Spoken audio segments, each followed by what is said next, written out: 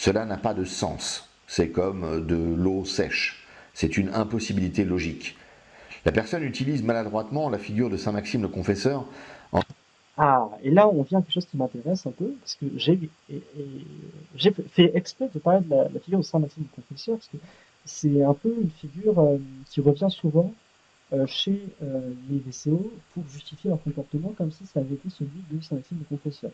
Et c'est un peu un, comment dire, un bait, un appât que je leur ai tendu, parce que je savais qu'ils allaient rebondir là-dessus pour dire, ah là là, écoutez, Saint-Maxime le Confesseur, il m'a fouetté, regardez comment il s'est battu pour la foi comme nous. Sauf que ben, je sais de quoi je parle. Je sais de quoi je parle et j'ai fait exprès de choisir Saint-Maxime le Confesseur, parce que Saint-Maxime le Confesseur, contrairement à ce qu'ils disent, n'a jamais, et je suis allé chercher, je veux dire, à l'époque j'étais allé chercher ça parce que je voulais montrer qu'il avait schismé de Rome, voilà, parce que je voulais trouver des exemples historiques de personnes orthodoxes qui ont schismé de Rome à montrer à un opposant catholique. Et il y en a plein d'autres que celui-là avec Saint-Maxime. Mais celui avec Saint-Maxime, il faut parce qu'il n'a jamais schismé de Rome. Il n'a jamais, vous avez regardé, il n'a jamais schismé de Rome, il n'a jamais cru que Rome était tombée dans l'hérésie et qu'il fallait schismer d'eux.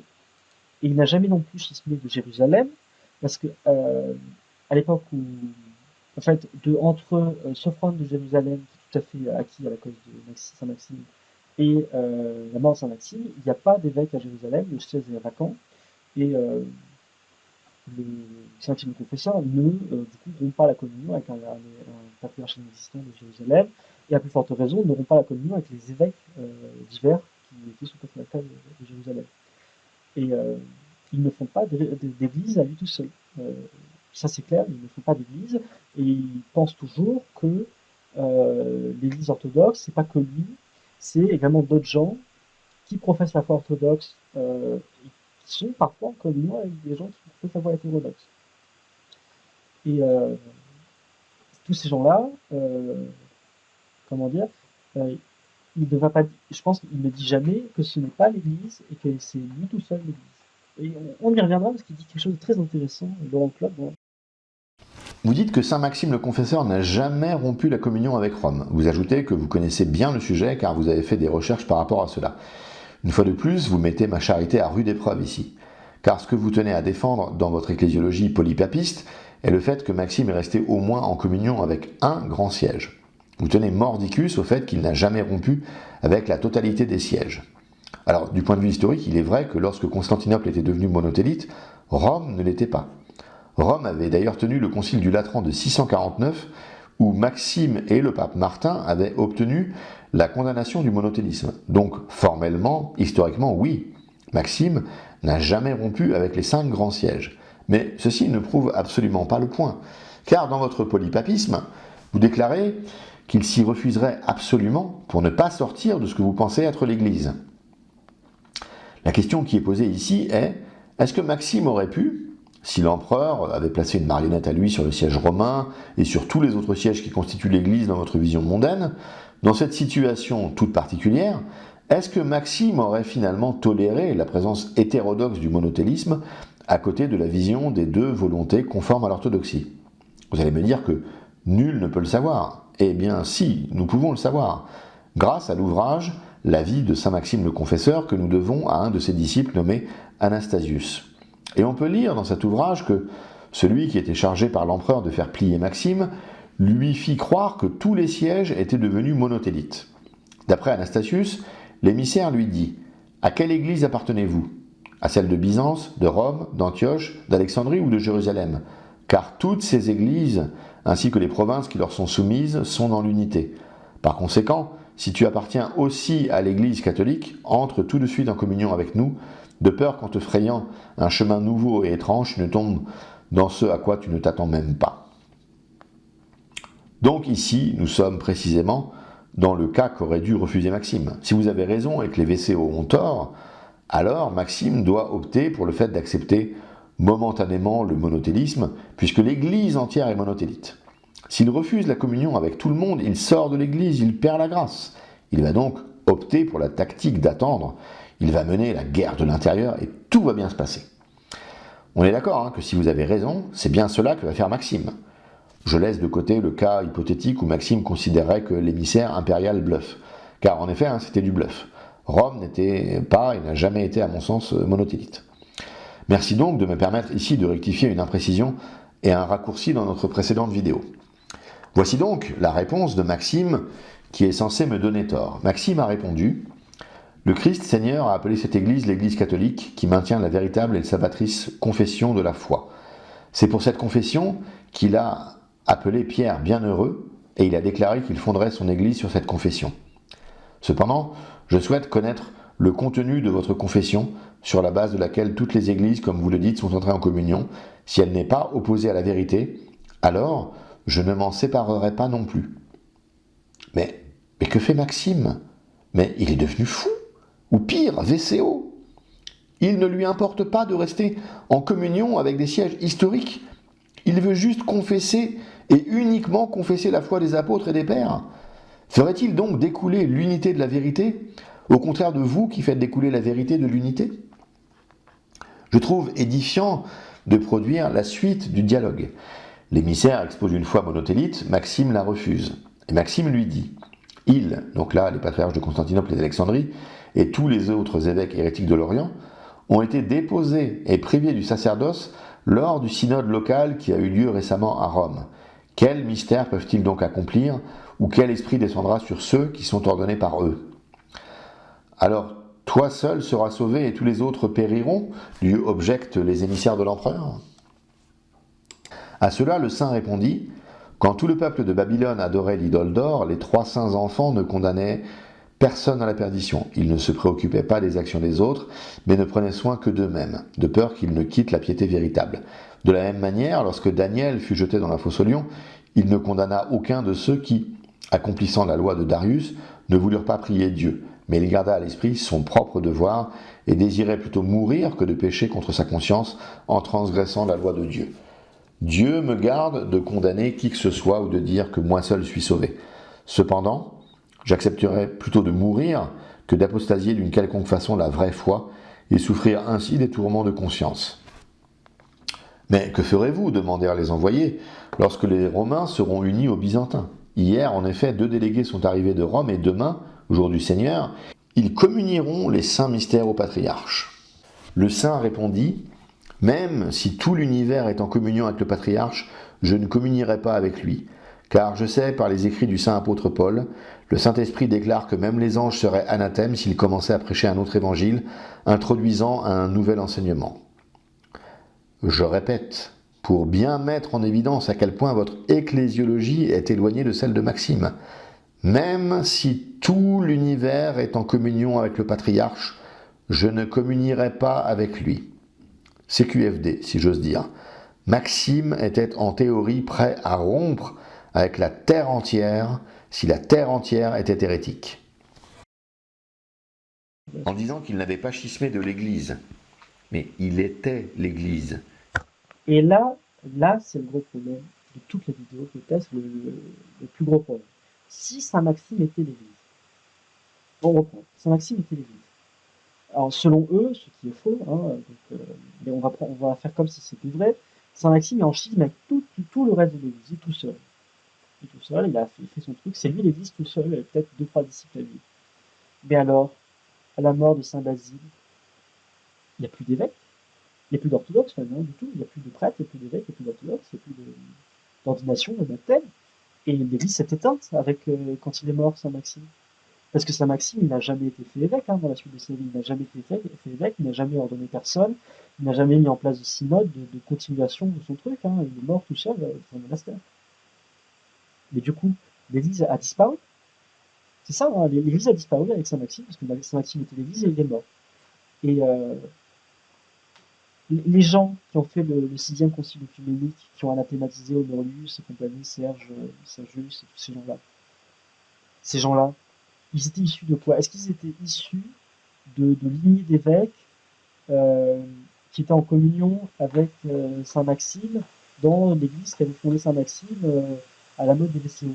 Non, ils n'étaient pas issus de ça, ils étaient issus de Rome, d'Antioche, de Jérusalem, d'Alexandrie, de Constantinople, en fait de toute l'église entière, l'église officielle, toutes toute cette Église qui pourtant, si ce que vous dites est vrai et c'est faux,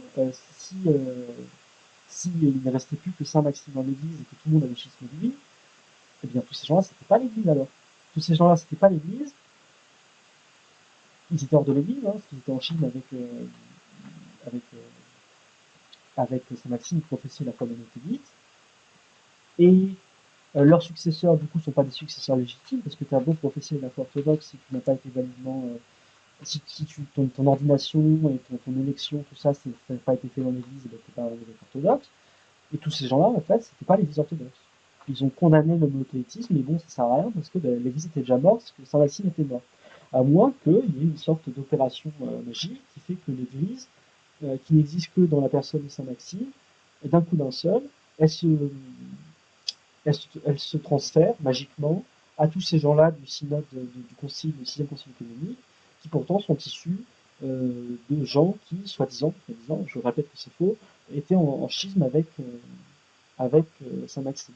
C'est vraiment un gros problème. Là, vous êtes en face d'une contradiction logique. Ça veut dire qu'il n'y a plus d'église. Il n'y a plus d'église depuis Saint Maxime. Ou alors, vous vous rendez compte que Saint Maxime n'était pas que l'église. Il y avait de l'église en dehors de Saint Maxime. Déjà parce que historiquement, ça attestait qu'il n'a pas rompu la communion avec tout le monde. Et en plus, parce que même quand on est en communion avec des hérétiques, si on professe la foi orthodoxe et qu'on n'a pas été pardon, si on est en communion avec des gens, excusez-moi, quand je dis hérétique, avec des gens qui professent l'hérésie, il faut bien faire le distinguo. Même si on est en communion avec des gens qui professent l'hérésie, si on reste dans l'église orthodoxe, on ne peut pas condamner, il n'y a aucune raison pour penser qu'on n'est plus l'église et qu'on n'est plus dans l'église et qu'on ne peut plus après faire le synode et faire tout ça. Ah, donc c'est vraiment le gros problème, je pense, de la vidéo. C'est ce qui montre l'absurdité de votre ecclésiologie, c'est ça. C'est Saint Maxime était tout seul l'église. Nous arrivons un peu ici au moment de vérité selon vos catégories, car ici j'aurais eu le propos le plus problématique de toute la vidéo. Alors je vois bien l'opposition radicale de ma déclaration avec votre ecclésiologie. Par contre, je ne vois pas du tout le problème de ma déclaration par rapport à l'histoire de l'Église. J'en ai déjà parlé dans d'autres vidéos et je trouve que cela illustre parfaitement l'ecclésiologie et la sagesse de l'Église. Il s'agit de Mélès d'Antioche. On se souvient que Mélès avait été élu évêque dans des conditions douteuses car sacré évêque par des Ariens. Il avait même un passé arien. Ce sacre et ce passé avaient d'ailleurs motivé l'Occident et une partie de l'Orient à sacrer un second évêque à Antioche. Et pourtant, contre toute attente, suite à son élection, Mélès s'est mis à professer une foi nicéenne. Des gens, tous orthodoxes, se sont affrontés quant à savoir comment considérer Mélès. Est-il orthodoxe ou pas ? Eh bien, sachant que Mélès présida le second concile œcuménique et baptisa et ordonna Saint Jean Chrysostome, et qu'il a aussi Saint Basile de Césarée comme diacre, et que celui-ci lui resta fidèle toute sa vie, on voit que se sont affrontées au final deux visions ecclésiologiques. Celle que vous prêtez aux VCO et celle qu'ont les VCO. Celle que vous prêtez aux VCO dit que Mélès, un jour arien, doit être considéré à jamais arien. Que donc un hérétique ne peut plus jamais être dans l'Église. Ce que disent les VCO est que Mélès d'Antioche, bien que sacré dans des conditions scabreuses, bien qu'ayant eu des déclarations ariennes, doit être considéré comme orthodoxe. Nous savons qu'il existe ce qui s'appelle un parcours spirituel. Si quelqu'un d'hérétique abjure son hérésie et défend la vraie foi, au nom de quoi devrions-nous le considérer hors de l'Église ? Et c'est cela qui ne fonctionne pas dans votre petit puzzle intellectuel. Même si Maxime fut à un moment l'Église, il suffisait que Maxime parle à un évêque qui puisse le convaincre pour que cela perdure. Donc votre roman d'église-fiction tombe assez facilement à l'eau. Vous ne devez pas douter que Dieu ne laissera jamais tomber son Église.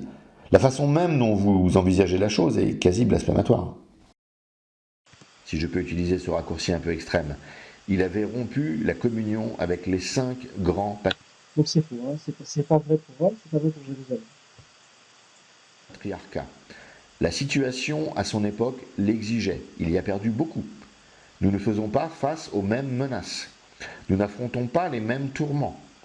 La situation à notre époque exige la même rupture de communion. Mais nous ne risquons. Je suis d'accord, faisons comme Saint Maxime, absolument.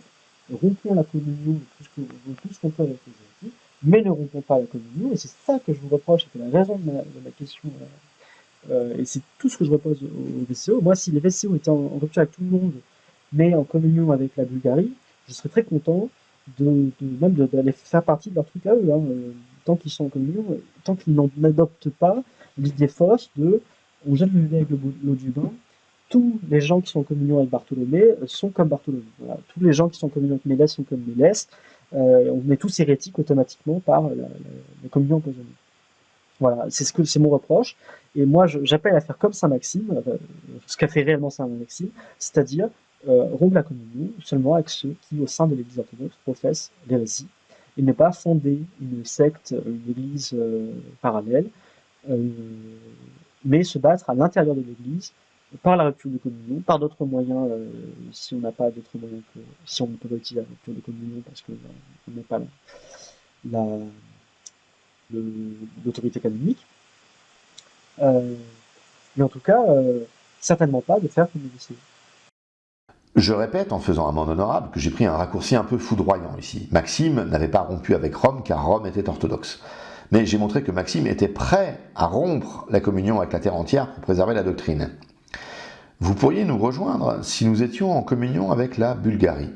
Alors, si la Bulgarie rompt la communion avec tous les autres, condamne officiellement le sergianisme, l'œcuménisme et le nouveau calendrier, il me semble évident que des discussions fructueuses pourront s'ouvrir. Mais il faut bien voir ce processus dans le bon sens. Ce n'est pas nous qui rejoindrions la Bulgarie, mais bien le synode bulgare, repentant, qui rejoindrait l'Église. Alors il ne s'agit pas ici de faire preuve de morgue, de mépris, ou je ne sais quoi que ce soit, que mépriserait souverainement le Christ d'ailleurs. Mais il s'agit surtout de bien comprendre qui est qui. Le synode bulgare n'est pas l'Église et nous sommes l'Église. Si le synode bulgare affirmait une foi VCO, appliquait une ecclésiologie VCO, ce serait une grande joie. La joie qu'a ressenti le Père lorsqu'il a vu revenir le Fils prodigue après toutes ses fautes. Est-ce qu'on rien? Mais qu'attendent les officiels? On ne peut pas être orthodoxe et être en communion avec Constantinople, avec Moscou. C'est faux, encore une fois. Rien ne dit qu'on ne peut pas être orthodoxe et en communion avec des sièges ou des personnes qui sont membres de l'Église orthodoxe mais professent une foi hétérodoxe. Ça n'existe pas. Ce qui existe, c'est des anathèmes contre ceux qui sont en communion avec des gens hors de l'Église. Alors, anathèmes qui sont pas automatiques, évidemment. Ça n'existe pas, les anathèmes automatiques, c'est une fiction, c'est inventé par vous. Mais des anathèmes contre ceux qui sont en communion avec des gens qui sont dans l'Église et professent la foi orthodoxe et n'ont pas été encore condamnés, cela n'existe pas. J'ai montré, au contraire, par saint Théodore le Studite et par l'anathème de 1983 de saint Philarète, que la chaîne de communion importe dans une vraie ecclésiologie orthodoxe. Je vais d'ailleurs prendre un exemple concret pour illustrer le caractère absurde de votre position. Si votre évêque est en communion avec un autre évêque, vous pouvez aller dans le diocèse de cet autre évêque recevoir la communion eucharistique. C'est une des conséquences pratiques du fait d'être en communion. En théorie, un Roumain peut communier en Bulgarie et un Bulgare peut communier en Roumanie. Mais maintenant, imaginons que l'autre évêque, pas le vôtre, rétablisse la possibilité de donner la communion eucharistique à des catholiques romains. Vous êtes en voyage dans l'autre diocèse. Allez-vous communier entre deux catholiques romains? Si j'ai bien compris votre ecclésiologie, oui. Ou alors serez-vous parmi les hypocrites qui vont considérer que cet autre évêque fait n'importe quoi, mais ne pas rompre la communion avec lui? Avec Belgrade, avec Bucarest, avec Antioche, avec Alexandrie, avec Sofia. Alors, je remarque deux choses. Vous n'avez pas dit Tbilissi. Et pourquoi? Qu'est-ce que vous reprochez à Sofia? Parce que toutes les autres juridictions, je comprends que vous ayez des problèmes avec soit leur primat, soit certains de leurs évêques. Bon, pourquoi pas? Pourquoi pas? Après, moi, j'aurais peut-être pas tout à fait les mêmes positions sur tous. Mais je comprends, ok. Mais qu'est-ce que vous reprochez exactement à Sofia et à Tbilissi? Qu'est-ce que vous leur reprochez? Quelles sont les hérésies qu'ils professent? Voilà. Quelle est votre justification pour ne pas être en communion avec eux? Il faut savoir se justifier, parce que Basile le dit lui-même. Si on n'est pas, si on n'a pas de bonnes raisons de foi, d'hérésie pour être en Chine avec quelqu'un, mais le schisme, c'est quelque chose de grave, il ne faut pas le faire, c'est un péché. Je crois que Saint Jean-Chrysostome, je pense que c'est Basile ou Saint Jean-Chrysostome qui dit que le schisme, c'était un des pires péchés, quoi. On continue. J'ai déjà répondu précédemment dans la vidéo, Mais pourquoi ne pas répéter un peu pour fixer la notion? Tbilissi a reçu son autocéphalie de Staline et de George Bush père.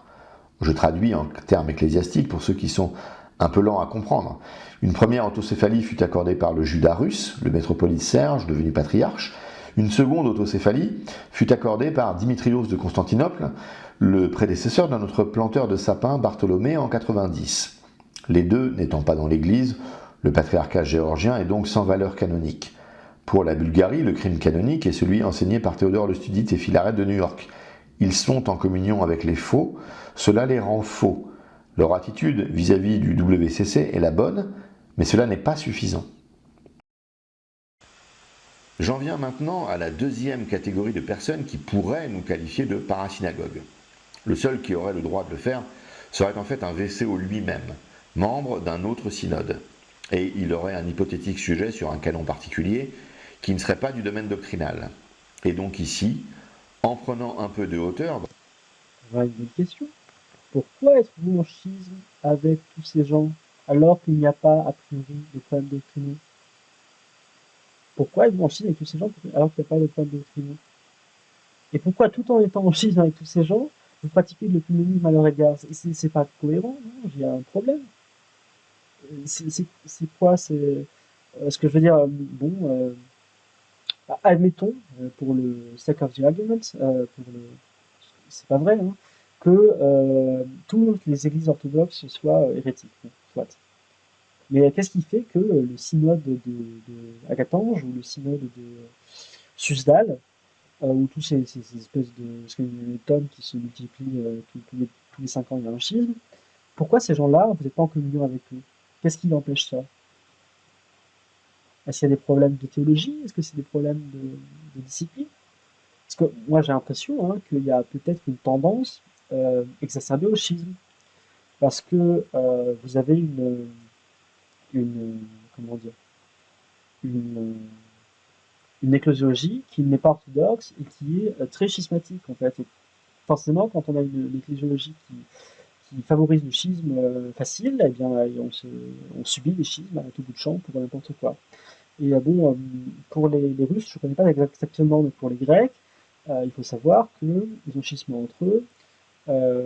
Les premiers qui ont schismé, c'est les Mathéites qui ont schismé les Florinites. Et ils ont schismé pourquoi? Parce que les Florinites, au lieu de couper la communion avec tout le monde, comme font aujourd'hui les VCO, ils se sont dit, tiens, on va commencer par aller demander à Antioche et Jérusalem de nous aider pour combattre le nouveau calendrier et l'œcuménisme. Et ça n'a vraiment pas plu aux florinites qui se sont dit, ah, il faut avoir aucun rapport avec les autres églises, parce que automatiquement ils sont en communion avec Athènes, alors du coup, quiconque est en communion avec Athènes, ça veut dire de l'église, en fait c'est comme vous, hein. Et ils sont partis. Et au sein des florinites, après il y a eu des schismes sur des questions d'iconographie, je crois, c'est sur est-ce qu'on peut représenter le père dans une icône ou pas. Alors moi je pense qu'on ne peut pas représenter le père du tout, c'est clairement expliqué par nos saints-pères qui parlent d'iconographie. Mais en tout cas, ils ont schismé là-dessus. Ils ont schismé entre eux parce que, voilà, à cause de cette hérésie-là, qui, je pense, aurait pu être réglée d'une manière beaucoup plus conciliaire, surtout quand on est si peu, quoi, hein, quand c'est une question si précise. Et voilà, et pour les Russes, c'est des schismes pour rien du tout, hein, pour des questions de leadership, de syndrome du petit chef, et ce genre de bêtises-là. Je n'ai jamais vu quelqu'un qui était capable de me justifier, et ça c'était pareil, ma deuxième question principale dans mon commentaire, pourquoi vous avez schismé des Manson-Villians. Ah, parce que ils sont très discrets, hein, ils aiment bien parler de ce qui se passe dans l'orthodoxie officielle, comme ils disent, mais par contre, quand il s'agit de leur parler de leur église, qui c'est leur église, qui sont leurs évêques, qu'est-ce qu'ils font et pourquoi ils sont là, ben là, on n'en parle pas trop, hein, de l'histoire de leur église. Et voilà, pourquoi vous avez schismé du métropolite d'Italie? Qu'est-ce qui s'est passé? Pourquoi? Il y avait une bonne raison derrière? Il a professé l'hérésie lui aussi? Il avait des velléités de se souvenir à l'esprit peut-être? Enfin, c'est quoi ce second schisme qui a été rajouté à celui de Maximilien? Pourquoi vous avez quitté Bukov, comment s'appelle la canne, Barbara, tous ces mecs-là? Je reconnais et déplore bien volontiers la tendance exacerbée du monde VCO au schisme. Ce sera toujours préférable à votre tendance exacerbée à tolérer l'hérésie. Ensuite, en quoi notre chaîne devrait-elle expliquer toute l'histoire de son synode pour avoir le droit de produire une vidéo? Dois-je donner l'adresse de mon évêque pour produire un cours de Bible? Qu'est-ce que c'est que cette inquisition qui ne dit pas son nom? Vous-même, vous communiquez par pseudonyme. Père Romaric et moi jouons au franc jeu. Je ne m'appelle pas machin 1453 pour laisser un commentaire. Je mets mon nom et mon prénom. Donc avant de dénoncer la paille de mes coupables non-dits, regardez la poutre de vos non-dits. En ce qui me concerne, j'ai vérifié l'orthodoxie de mon évêque. Il a bien la succession apostolique. Il confesse la foi droite des apôtres et des pères. Il n'est pas en communion avec tous les hétérodoxes qui vous servent d'évêque. En ce qui me concerne, c'est bien suffisant. C'est tout ce dont j'ai besoin pour être dans l'Église. Le reste, c'est le dérisoire humain auquel nous participons tous. Vous avez également produit une vidéo d'histoire du monde VCO. Nous produirons une vidéo du monde VCO qui suivra notre point de vue. Dans le monde VCO, nous sommes tous plus ou moins en état de schisme et de parasynagogue les uns par rapport aux autres, selon les catégories de Saint Basile. Et nous sommes, malgré nos divisions, malgré nos petites luttes et séparations dérisoires, nous sommes l'Église. Et c'est ça le gros problème. C'est ça le gros problème. Là, c'est une ecclésiologie qui est hétérodoxe. D'ailleurs, de l'autre façon, pas de la façon dont j'avais parlé à la pseudo-faction communion empoisonnée, mais de la façon œcuméniste. Des gens qui ne sont pas en communion avec eux, ensemble, formeraient l'Église orthodoxe. Ça, c'est de l'œcuménisme. C'est de l'œcuménisme. Alors évidemment, c'est l'œcuménisme avec des gens qui ne sont pas aussi exécrablement hérétiques que les catholiques, mais c'est de l'œcuménisme à une autre échelle. Et c'est il y a une église invisible, c'est pas grave si on ne communique pas ensemble, on est quand même une seule église. C'est complètement hétérodoxe, ce n'est pas de l'ecclésiologie orthodoxe. Ça n'existe pas. Enfin, l'ecclésiologie orthodoxe, c'est la communion et les évêques qui communient entre eux. Voilà, c'est pas autre chose, c'est pas une espèce de vague sentiment parce qu'on professe tous la foi orthodoxe, ou parce qu'on est tous en schisme avec Moscou, on est tous l'église orthodoxe. Vous ne supportez pas mon ecclésiologie que vous qualifiez d'hétérodoxe. Alors vous supportez toutes les hétérodoxies visiblement, mais pas la mienne. Puisque l'Église est l'auberge espagnole de la foi, le self-service de la doctrine, mais pourquoi suis-je le seul à ne pas pouvoir faire mon bricolage? Pourquoi? Votre définition de l'Église est assez fascinante, en plus d'être complètement à côté de la plaque, bien sûr. Je vous cite. L'Église orthodoxe, c'est la communion des évêques qui communient entre eux. Jamais aucun théologien, aucun catéchisme ne l'a présenté et ne la présente ainsi. Car il manque un élément fondamental, celui que vous laissez de côté depuis le début de votre propos, la foi orthodoxe. On a bien compris votre papisme rampant, et il apparaît encore ici au grand jour. Pour vous, confesser la foi droite, c'est un détail. Ce n'est absolument pas un prérequis, une condition, non. Ce que vous demandez, c'est simplement d'avoir des gens qui occupent des places et qui se reconnaissent entre eux. Vous qualifiez d'ecclésiologie hétérodoxe le fait de considérer des gens pas en communion comme formant une sorte d'église invisible.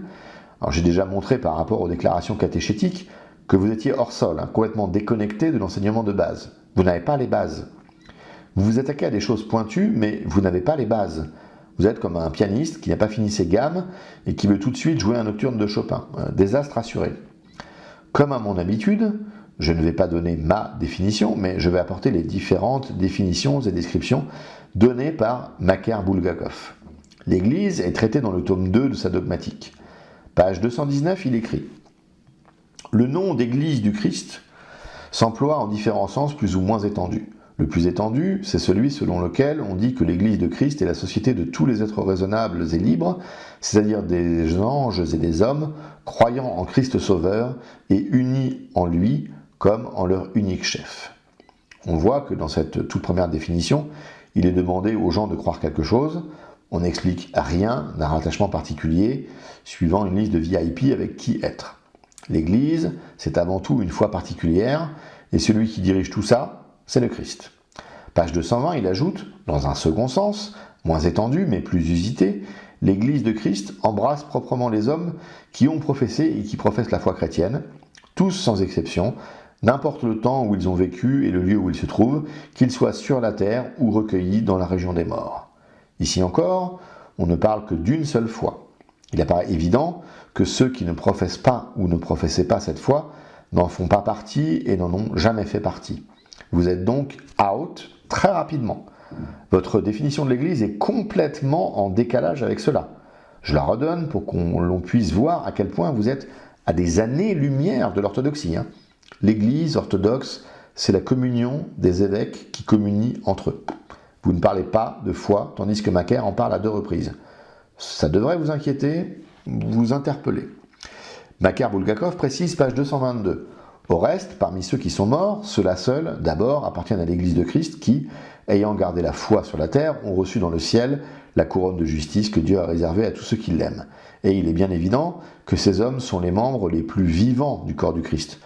Ensuite, ceux qui, morts dans la foi et dans la repentance, sans avoir eu le temps d'emporter de dignes fruits et n'ayant pas reçu de récompense céleste, ont pourtant l'espoir d'atteindre l'éternelle félicité par le secours des prières de l'Église. Car ces hommes aussi ont la foi en Christ et ils se sont réconciliés avec lui par leur repentance. C'est-à-dire qu'ils ne sont point repoussés du corps de l'Église, qui, par cette raison, prie pour eux. Mais tous ceux d'entre les morts qui, pendant leur vie, se sont eux-mêmes séparés de l'Église, ayant altéré en eux ou perdu tout à fait la foi en Jésus-Christ, et qui, étant morts dans l'impénitence, se sont privés même des prières de l'Église, ceux-là ne lui appartiennent point. Vous voyez ici, très clairement, que pour cette référence en théologie dogmatique, on ne sort pas de l'Église en rompant la communion avec les escrocs en soutane, mais seulement en ne confessant plus la foi orthodoxe. Je suis désolé, mais ce que vous dites n'est pas le moins du monde ce qu'il dit. Dois-je rappeler que le Christ fonde solennellement l'Église lorsque Pierre fait sa déclaration de foi? Et le Christ dit que ceci, cette déclaration de foi, fonde son Église. Où voyez-vous que je doive être en communion avec des hérétiques? Dois-je vous rappeler le Christ déclarant à la fin de Marc, « Celui qui croira et qui sera baptisé sera sauvé, mais celui qui ne croira point sera condamné » Avez-vous une version de la Bible différente? Avez-vous « Celui qui croira ce qu'il veut, du moment qu'il sera en communion avec un des patriarches censé être successeur de mes apôtres sera sauvé. Celui qui croira de façon correcte mais qui refusera cette discipline ne sera pas sauvé » C'est ça votre Bible? Macaire Bulgakov explique sur de nombreuses pages que l'Église est ouverte aux pécheurs. Ce n'est pas pour rien s'il y a le sacrement de pénitence. À partir de la page 232, en citant le catéchisme de 1840, il explique les catégories particulières de gens qui sont exclus par l'action visible de l'autorité de l'Église ou par l'action invisible du jugement de Dieu, sont séparés de l'Église comme des membres morts. C'est l'article 9. Je sais que vous avez du mal avec cette dichotomie visible-invisible, mais il va falloir vous y faire, c'est orthodoxe. C'est ça l'orthodoxie. Alors à chaque fois que je donne du visible-invisible, vous voulez me cataloguer œcuméniste, mais cela montre juste que vous n'avez pas les bases en catéchisme. Ou alors, vous pouvez me dire que Macaire Bulgakov n'est pas orthodoxe, et ce sera plus simple pour tout le monde. Faites-nous une réponse pour nous dire que Macaire Bulgakov dit des hérésies, et en ce cas, les choses seront claires pour tout le monde. Je reprends. Les 4 catégories de gens exclus de l'Église, visiblement ou invisiblement, sont, premièrement, les apostats de la foi chrétienne. Deuxièmement, les hérétiques. Il précise d'ailleurs, pour les gens comme vous, je cite, « Les hérétiques qui, sans avoir renié complètement la foi chrétienne, la rejettent pourtant et l'altèrent dans ses dogmes capitaux. » Fin de citation. Vous vous souviendrez avec intérêt que saint Jean appelle les hérétiques les antéchrists, et vous considérez positivement le fait d'être en communion avec des antéchrists, et que l'Église, c'est donc un savant mélange d'antéchrist et de saints. Troisièmement, les schismatiques, qui refusent d'obéir à l'autorité de l'Église. Leur séparation est volontaire. Ici, on voit que nous ne sommes plus dans l'ecclésiologie de saint Basile. Et enfin, quatrièmement, les personnes que l'Église, au travers de son pouvoir de lier et de délier, trouvera nécessaire d'exclure. Toujours pas une trace de votre communion d'évêque, mais pas l'ombre du début d'un commencement d'ecclésiologie qui va dans votre sens. Macaire Bulgakov apporte une précision intéressante, page 237, basée sur la lettre 43 de saint Augustin. Quand nous disons que les hérétiques et les schismatiques n'appartiennent point à l'Église, nous n'entendons pas ceux d'entre eux qui tiennent secrètement à une hérésie ou à un schisme, tout en cherchant à paraître faire partie de l'Église et en restant extérieurement fidèles à ses institutions, ou qui ont adopté des erreurs hérétiques et schismatiques par ignorance et sans une mauvaise intention ni opiniâtreté. Car évidemment, ils ne sont point encore séparés eux-mêmes visiblement de la société des fidèles, ils n'ont pas été séparés non plus par l'autorité ecclésiastique, bien qu'ils soient peut-être déjà excommuniés par le jugement de Dieu, qui est un mystère et pour nous et pour eux. J'imagine que vous allez vous précipiter sur le peut-être du jugement de Dieu. Rappelez-vous que ceci concerne ceux qui se trompent de bonne foi, si j'ose dire, et les hérétiques dans leur fort intérieur. Mais nous luttons non pas contre des gens qui ont envie de fêter Noël le 25 décembre du calendrier grégorien, mais bien contre des gens qui fêtent Noël le 25 décembre du calendrier grégorien. Ils ne souhaitent pas prier avec les hérétiques, ils prient avec les hérétiques. Ils ne souhaitent pas obéir à leurs dirigeants politiques plutôt qu'au Christ, c'est ce qu'ils font. Si ces gens fêtent Noël à la mauvaise date, violent les canons et tirent leur légitimité d'une autorité autre que le Christ, c'est qu'ils sont dans l'erreur. Comment alors pouvez-vous les voir dans l'Église, sachant que, je cite, « la prérogative particulière de l'Église catholique ou universelle consiste en ce qu'en matière de foi, elle ne peut jamais faillir, ni tromper, ni se tromper sur elle-même, mais que comme la Sainte Écriture, elle est infaillible et d'une importance perpétuelle. » Ça, c'est page 286 de la dogmatique de Bulgakov. Je ne vous apprends rien en vous disant que l'Église est apostolique. Lorsque saint Irénée explique comment voir la vérité de la doctrine par un enseignement crédible via une succession apostolique, comment ça marche chez vous, puisque orthodoxie et hétérodoxie se côtoient? Dans son fameux traité contre les hérésies, livre 3, chapitre 3, il écrit « Celui qui veut connaître la vérité peut discerner dans chaque église la tradition apostolique annoncée dans le monde entier, et nous pouvons nommer ceux que les apôtres ont établis évêques des églises, et même leurs successeurs jusqu'à nous, qui n'ont jamais rien enseigné, ni connu de ce qu'imaginent les hérétiques. Comment est-ce même concevable dans votre système d'église où existe l'hérésie? Y a-t-il un petit signe sur la soutane de l'évêque pour indiquer si c'est un hérétique ou un orthodoxe? Comment Irénée peut-il dire qu'aucun évêque n'a enseigné l'hérésie s'il y a des évêques hérétiques? Les raisons historiques, les circonstances, les événements qui nous amènent à être aujourd'hui dans cet état de morcellement très proche de la situation avant Constantin sont un sujet en... Dans la situation avant Constantin, les gens communiaient entre eux. Alors peut-être qu'il n'y avait pas beaucoup de liens non plus, parce qu'il y avait des distances et tout, mais ils s'envoyaient des lettres et communiaient entre eux. Dans la plupart des cas, alors évidemment, vous avez des querelles, mais a priori, Carthage communiait avec Alexandrie, Alexandrie communiait avec Jérusalem, Jérusalem communiait avec Antioche, Antioche communiait avec les Anatoliens, les Anatoliens avec les Grecs avec les Illyriens, les Illyriens avec Rome, etc. Quoi. Il y a eu des schismes passagers entre plusieurs églises, mais il n'y a pas eu ces structures parallèles, sans aucun lien entre elles, sans aucune communion entre elles, qui existent comme aujourd'hui avec les VCO. Et d'ailleurs, il ne faut pas prétendre que les VCO, c'est comme des églises locales qui sont juste un peu éloignées par la distance, alors qu'en fait, c'est des églises qui sont aux mêmes endroits à peu près, mais qui sont éloignées par la non-communion, pas par la distance. Voilà, c'est un faux parallèle. Hein. Les conditions de l'Église avant Constantin font qu'il y avait un grand morcellement. Les capacités de communication et de voyage sont absolument incomparables à ce qui existe aujourd'hui. Ces capacités rendent les relations qu'il pouvait y avoir entre les futurs grands sièges et les relations entre nos synodes en résistance très très différentes. Si vous avez des sources qui décrivent la période qu'on appelle généralement anténicéenne comme non fragmentée en petites églises indépendantes communiquant peu, je suis preneur. Il semble plus probable, en dehors des grands centres comme Rome ou Alexandrie, que l'on avait des petits synodes avec des évêques très présents. Les persécutions, les gnostiques sous leurs dizaines de variations ont dû être des sujets de séparation. Si on prend uniquement la problématique des cartodécimains et de la date de Pâques, il est bien évident qu'il y a eu de nombreux schismes.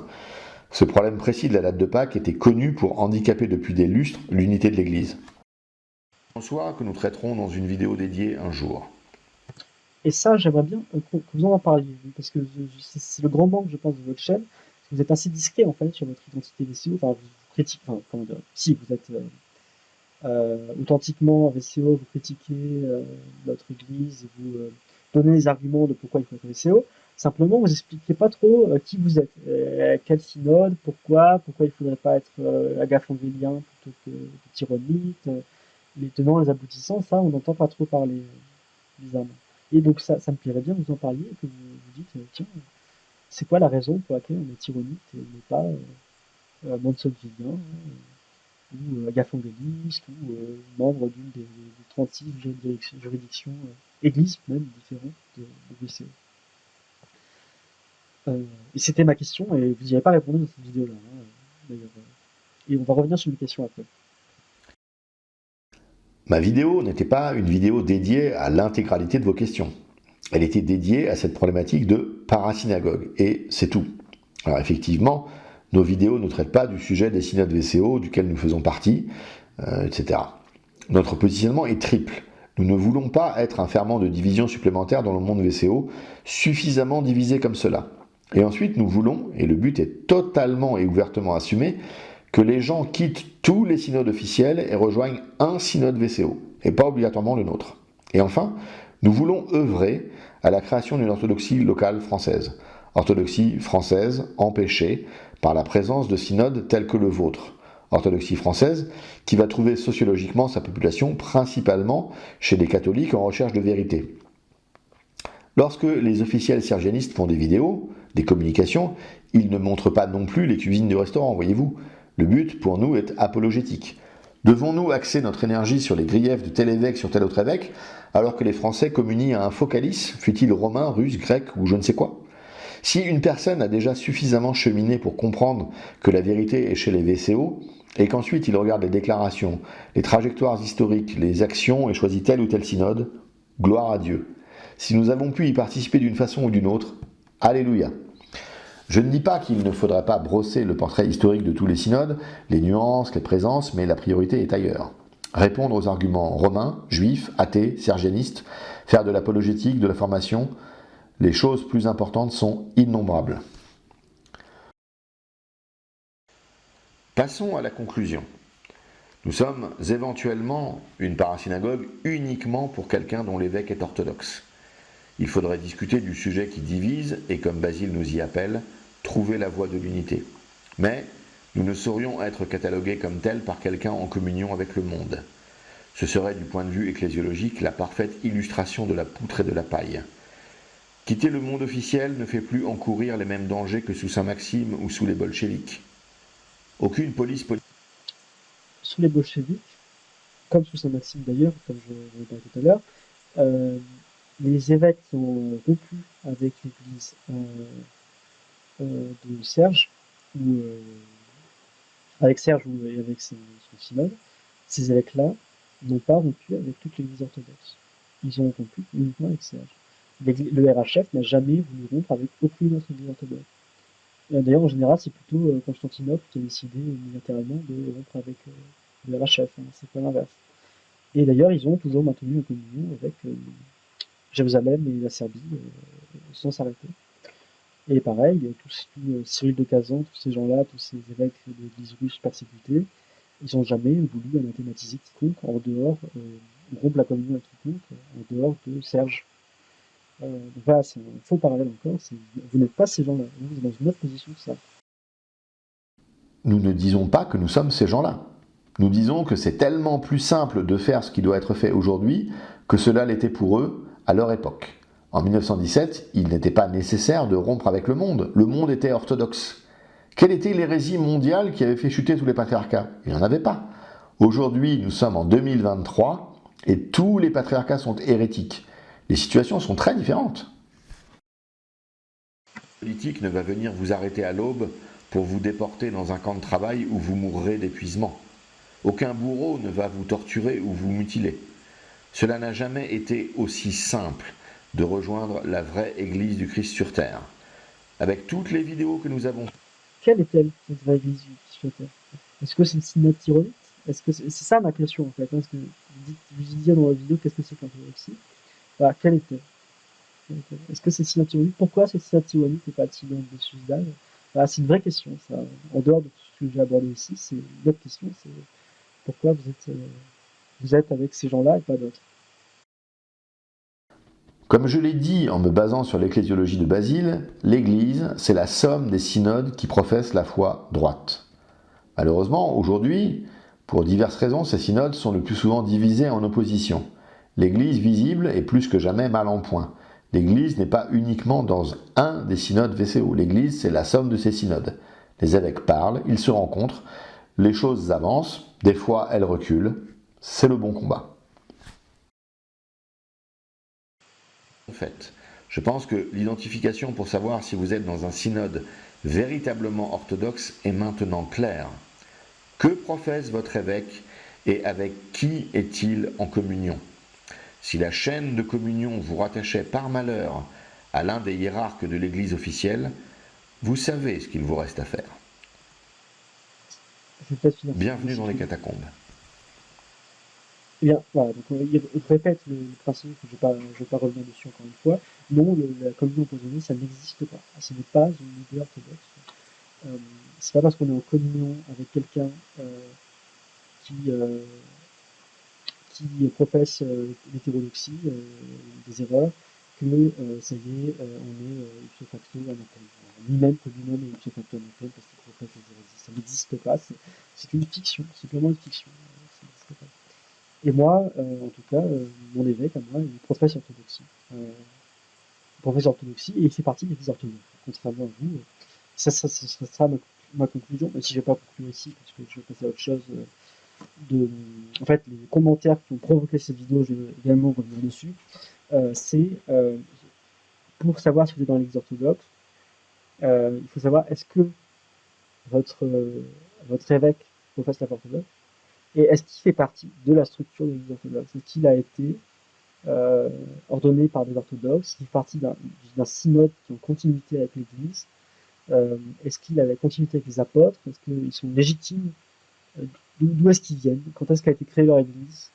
Est-ce qu'ils sont la même structure qui a vécu autant des apôtres, qui a vécu autant des conciles, qui a vécu dans toutes ces années-là? Ou est-ce que c'est une espèce de machin créé de toutes pièces il y a 10-20 ans et qui a excommunié unilatéralement toute l'Église selon les principes idéologiques fumés. Voilà. Bien. Je vais revenir sur les messages qui ont motivé cette vidéo parce qu'il n'aborde pas tout. D'ailleurs, on voit bien dans cette vidéo qu'il ne prend pas en compte les arguments. Je me suis beaucoup répété sur ce que j'avais déjà dit en fait, sur ce que j'avais déjà dit dans ces messages-là. Je ne vais pas vous les lire parce que ça serait un peu long. Donc je répète à peu près ce que je dis ici. Alors pourquoi vous avez schismé de Joukov, de Mansonville. Déjà, voilà, quelle était la légitimité de Vitali vis-à-vis de schismer lui-même tout seul? Enfin, si c'est lui qui peut mettre ses actions, ce qui n'est vraiment pas sûr. Voilà.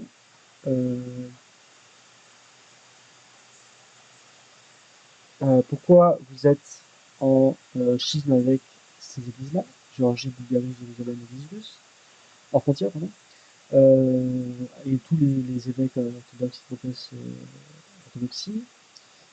Bon, je ne vais pas revenir, j'en ai déjà parlé en long, en large, en travers.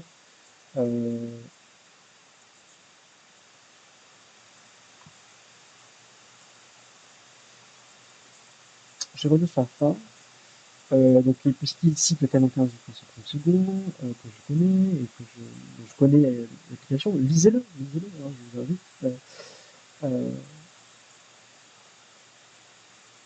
Voilà. On ne dit pas qu'on est obligé de schismer alors, des évêques qui professent une hérésie condamnée par les saints synodes du pouvoir les faire. Voilà. Des évêques donc qui sont de supérieurs hiérarchiques légitimes, hein, qui ne sont pas déposés. On peut s'en défaire, mais on n'est pas forcé. Et il n'y a pas d'anathème contre nous si on ne le fait pas. Bon, juste simplement, on n'est pas sujet à la peine canonique et on est considéré, ils ont des honneurs dus aux défenseurs de l'orthodoxie. Et ils disent bien que la chose sera vraiment définitive et notre action sera plus qu'une simple vertu, mais une obligation, quand il y aura une instruction de sa cause par un tribunal d'évêques. C'est clair, lisez le canon. Pour votre question sur les schismes, vous aurez la réponse dans la vidéo d'histoire des VCO. Pour ce qui est de la lecture du canon, vous lisez de façon très sélective. Vous voyez les évêques comme légitimes, alors que la fin du canon les déclare faux évêques et faux docteurs. Donc je vous renvoie à l'injonction. Lisez le canon, c'est clair. Ils ne sont plus évêques. Certes, ceux qui ne schisment pas ne sont pas condamnés, mais vous parlez du tribunal d'évêques qui doit se prononcer. Comme si l'anathème de Rochor en 1983 n'existait pas. C'est totalement fascinant pour moi. Comprenez ceci, Cet anathème qui demande de couper avec tous ceux qui font de l'œcuménisme et qui demande de couper avec ceux qui sont en communion avec ceux qui font de l'œcuménisme, c'est le tribunal du canon 15. Nous avons la sentence concernant l'œcuménisme. Vous, en étant chez Irénée de l'ERHF rallié, vous êtes anathème. Difficile de se considérer dans l'Église et anathème. Le canon du Concile de Trente II n'enseigne pas l'ecclésiologie des VCO. Il enseigne l'ecclésiologie de Saint Maxime plutôt. Là, donc j'explique. D'ailleurs, voilà, ça, ils n'ont pas invoqué le canon 15 du Concile de... Est-ce que c'est 861, 862, 867? Je ne sais plus exactement. Il y a 2 conciles avant le 4e qui sont conduits par Photius. Je ne sais plus lequel. Je suis désolé. Voilà, ils n'ont pas schismé pour ça. Hein. Ils ont schismé unilatéralement. Sans raison d'ailleurs explicite. C'est simplement Vitelli qui a dit « Ah bah finalement, je ne suis pas un... J'ai pas démissionné. Je vous anathematise tout. C'est moi le vrai primat. » Alors que il n'était plus évêque à cette époque-là. Mais maintenant, hop, magiquement, il redevient évêque. Bon, c'est rigolo quand même. Et il redevient même primat, et le synode, on s'en fiche, voilà, il fait son truc tout seul. Mais bon, je lui en veux pas. D'ailleurs, il est, selon nous autres, le RHF, il est mort. On a fait des funérailles pour lui, parce qu'on considère qu'il n'est pas tout à fait maître de ses actions quand il a fait tout ça, qu'il a été manipulé par les gens à Mansonville. Donc je reprends les mêmes exemples. Cyril, Saint-Maxime. Donc voilà, c'est un lettre à Anastase de Moine, allez la lire, on voit bien qu'il n'a jamais rompu avec Rome.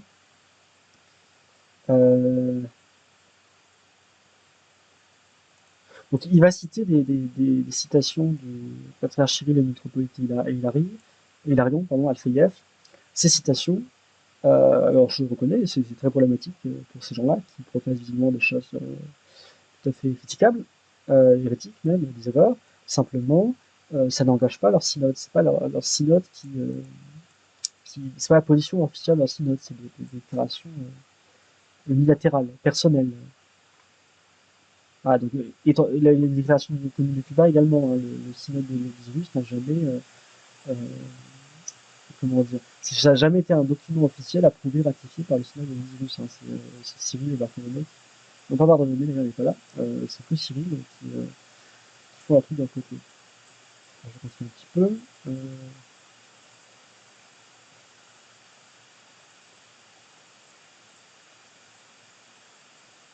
Alors lui, il a un problème, c'est qu'il ne sait pas lire l'anglais. Enfin bon, peut-être que le texte n'est pas si clair que ça, mais je pense que ça... Enfin, je suis peut-être pas très charitable.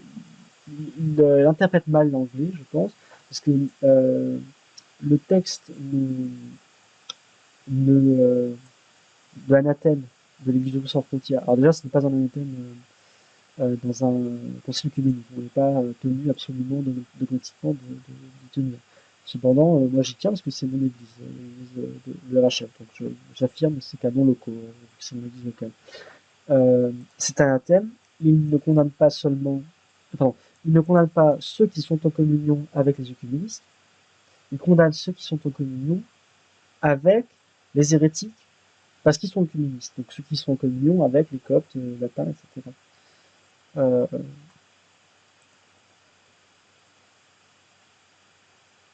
Donc j'y réponds, etc.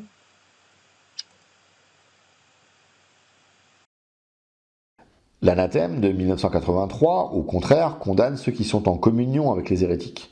Vous dites, je vous cite, « L'anathème ne condamne pas ceux qui sont en communion avec les œcuménistes, mais il condamne ceux qui sont en communion avec les hérétiques parce qu'ils sont œcuménistes. » Les coptes, les latins, etc.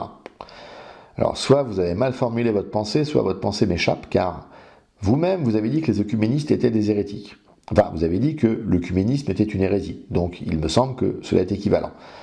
Peut-être êtes-vous trop subtil pour moi, mais je ne vois aucune différence entre être condamné parce qu'en communion avec les œcuménistes et être condamné parce qu'en communion avec les hérétiques parce qu'ils sont œcuménistes. Mais en tout cas, je suis désolé, cet anathème attaque également le fait d'être en communion avec des œcuménistes et pas seulement le fait de le croire ou de le promouvoir. Ensuite, vous dites qu'il n'a pas la portée d'un concile œcuménique. Alors, au-delà du fait que nous ne pouvons pas avoir de concile œcuménique parce que justement tous les sièges sont tombés dans l'hérésie, Si le concile local du Latran de 649 avait pour saint Maxime un caractère effectif pour excommunier le patriarche de Constantinople, par quel miracle l'anathème de Philaret et son synode ne dépose pas tous les hiérarques en 1983? Donc, en fait, je déploie à peu près les mêmes arguments. Je vais m'arrêter sur ce qui, voilà, je vais commenter sur tout ce qui n'a pas été abordé dans la vidéo de tradition orthodoxe. Là, je prends l'exemple de Constantin, c'est pareil. Voilà, la Géorgie n'a pas participé au concile de 2016, voilà, c'est quoi ce problème? Je crois qu'ils accusent également la Bulgarie d'avoir le nouveau calendrier, c'est pas une accusation légitime d'avoir un nouveau calendrier. C'est pas une différence de calendrier, c'est une différence de foi. La raison pour laquelle les orthodoxes se sont opposés au nouveau calendrier, avec raison, avec vertu, avec grand zèle, c'est parce que le calendrier était un prétexte pour le communisme. D'ailleurs, quand on lit Dorothée de Cluse, ce qu'il écrit exactement, c'est flagrant. Le but, c'est de célébrer avec les cathos dans une histoire d'union, quoi. Simplement, la Bulgarie aujourd'hui, s'ils ont le calendrier julien révisé, ce n'est aucunement pour des raisons communistes. D'ailleurs, ils n'ont pas qu'en commun, parce qu'ils ont le Pascalien julien, comme d'ailleurs tous les gens qui ont le calendrier julien révisé. C'est simplement par praticité, je pense, pour avoir le même calendrier que leur gouvernement, sûrement aussi pour faire comme les gens des autres églises dans la région, sûrement aussi parce qu'ils ont changé de calendrier, alors ils sont habitués au changement, celui-là leur convient bien, mais en parallèle, ils n'ont aucune velléité de communisme, et au contraire, ils condamnent fermement le communisme. Alors, est-ce qu'on peut le condamner simplement parce qu'ils ont un calendrier différent? Est-ce que c'est pas un peu excessif? Et qu'est-ce qu'aurait fait Saint-Irénée de Lyon vis-à-vis de ça? Saint-Irénée de Lyon, il ne voulait pas condamner le Quartodécimain, et je pense qu'il avait tout à fait raison. Alors que le Quartodécimain, c'était sur Pâques. Là, c'est pas sur Pâques en plus, c'est sur le reste des fêtes.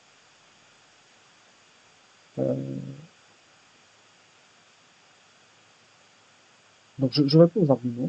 Allez le lire en fait, allez le lire directement, plutôt que je vais pas tout commenter, sauf que ce qui me semble intéressant à vous dire ici. Et je suis content d'ailleurs qu'ils aient pas supprimé, qu'ils me laissé parler, ça montre qu'ils ont quand même une certaine charité dans la façon dont ils mènent le débat. D'ailleurs, ils ont été très cordiaux dans la vidéo. Enfin, ils ont dit, ils m'ont accusé de manquer de connaissances, mais c'est pas grave, c'est une guerre, ça, enfin, je veux dire, je peux pas s'en vexer. C'est pas non plus une insulte. C'est intéressant. Le fait qu'un patriarcat soit exclusivement sur le nouveau calendrier tout en étant contre l'œcuménisme n'est pas une position médiane suffisante qui pourrait nous satisfaire. Ce changement de calendrier tombe également sous plusieurs anathèmes issus de l'époque où Constantinople n'était pas tenu par des francs-maçons ou des agents de renseignement américains. Pour ce qui est de laisser les commentaires, je ne vois aucune raison de les supprimer, sauf s'il y avait des insultes ou ce genre de choses. Nous essayons de jouer le jeu de la vérité, qui pour moi ici est synonyme de liberté, puisque c'est elle qui rend libre. Donc que chacun dise ce qu'il a à dire et que la vérité émerge de cette discussion.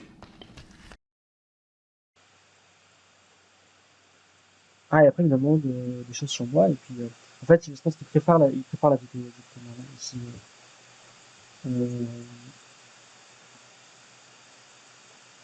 Et il demande où est l'église orthodoxe, comme si on ne pouvait pas savoir où est l'église, qu'il n'y avait pas de succession apostolique, et de continuité de l'église, et de concile qui détermine qui est dans l'église et qui est anathème, voilà. Et je reproduis à la fin le passage du synode de 2000, qu'il faudrait que vous ayez lire, que vous alliez lire. Donc il y a deux documents, hein, le social document, je crois qu'il s'appelle, qui revient sur le saint-Janisme, qui condamne le principe du saint-Janisme. Il y a celui-ci sur le communisme, qui est fermement et clairement anti-communiste en tout point, et qui ne concède, ne corrompt à aucun moment la foi orthodoxe sur ces questions-là. Je vous invite à le lire en entier. Là, j'en ai fait que des extraits intéressants. Et je vous invite à lire cette conversation. Et je vais peut-être m'arrêter là. Tout ça pour dire que je trouve que la vidéo manque de nouveaux arguments par rapport à ce qui a été abordé dans le message ici. Donc elle invente de principes, enfin je m'y attendais parce que c'est les deux trucs chez les SEO de l'anathème ipso facto et de la communion empoisonnée, donc qui n'existe pas. Voilà. Donc c'est les deux gros problèmes ecclésiologiques. Elle met en lumière l'incapacité à justifier de pourquoi aller dans leur église exactement des Tyronites. Elle met en lumière l'œcuménisme des VCO les uns envers les autres, et même envers nous parfois. Elle met en lumière également leur méconnaissance de l'histoire de l'Église et de l'éclésiologie réelle de l'Église, donc c'est en lien avec la profession des deux hérésies ecclésiologiques dont j'ai parlé, communion empoisonnée et anathème ipso facto. Et d'une manière générale, je trouve qu'elle ne répond pas très bien. Voilà, parce elle ne répond pas à mes arguments ultérieurs, euh, mais répond comme si j'avais posté qu'un seul message, quoi, et que les autres n'avaient pas été là. Et voilà, donc voici ma réponse à moi. J'attends de votre part également une réponse et peut-être continuer le dialogue. On peut même s'appeler si vous voulez, plutôt que se parler par vidéo interposée. Je suis désolé pour les problèmes de forme, hein, parce que je ne suis pas tout à fait rodé à la création de vidéos, mais je vais m'arrêter là. Je vous souhaite tout de même un bon carême et que je prie pour que Dieu vous guide dans le retour à l'Église. Je prie également pour que Dieu nous aide, nous, les chrétiens orthodoxes, pas vous, excusez-moi, pour que l'Église grandisse et qu'elle guérisse de ces problèmes divers qu'elle a en ce moment, que ce soit l'œcuménisme ou d'autres problèmes plus pastoraux. Voilà. Et je pense qu'on a un combat à mener et que les forces que vous avez, si elles n'étaient pas coupées de l'Église, elles seraient très utiles dans l'Église pour combattre l'hérésie. Et je vais quitter là-dessus. Parce que vous êtes capable de faire du bon boulot dans votre chaîne. Je ne suis pas d'accord avec tout ce que vous dites, alors, non seulement sur l'orthodoxie officielle, évidemment, mais également sur d'autres sujets, j'ai des petits désaccords avec vous. Mais vous faites du bon boulot sur le judaïsme, par exemple. Je crois que Laurent Club est plutôt un connaisseur, un expert de ces questions-là, l'Ancien Testament, judaïsme. J'ai toujours trouvé ça très bien. En réponse au catholicisme, c'est pas mal non plus, du tout. Voilà, je pense qu'il y a un réel potentiel qui pourrait être utilisé pour la foi orthodoxe et l'Église orthodoxe, mais à la place, il s'évertue dans une sorte de petite secte et en professant des erreurs ecclésiologiques graves. Voilà. Donc, que Dieu vous garde tout de même, je prierai pour vous, et au revoir, et merci d'avoir écouté. Comme je l'ai déjà précisé, la vidéo n'avait pas pour but de répondre à l'intégralité de vos messages et arguments. Il y avait pour nous une volonté d'adresser le sujet de la parasynagogue qui sortait du lot. Cela avait un peu clignoté, si je puis dire. Merci de vos appréciations positives sur notre travail et sa valeur lorsqu'il sait vous toucher. J'espère que cette vidéo aura su vous montrer les erreurs qui sous-tendent votre position. Si je puis synthétiser à l'extrême votre souci, vous faites procéder la vérité de l'unité et vous positionnez l'unité dans une institution que vous identifiez à tort comme l'Église orthodoxe. Vous constatez bien que cette Église que vous pensez véridique abrite et tolère l'hérésie, et vous inventez une coexistence pacifique entre hétérodoxie et orthodoxie. Et enfin, vous récusez les catégories pourtant basiques d'Église visible et invisible. La conjonction de tout cela vous fait rechercher une unité factice dont procéderait la vérité.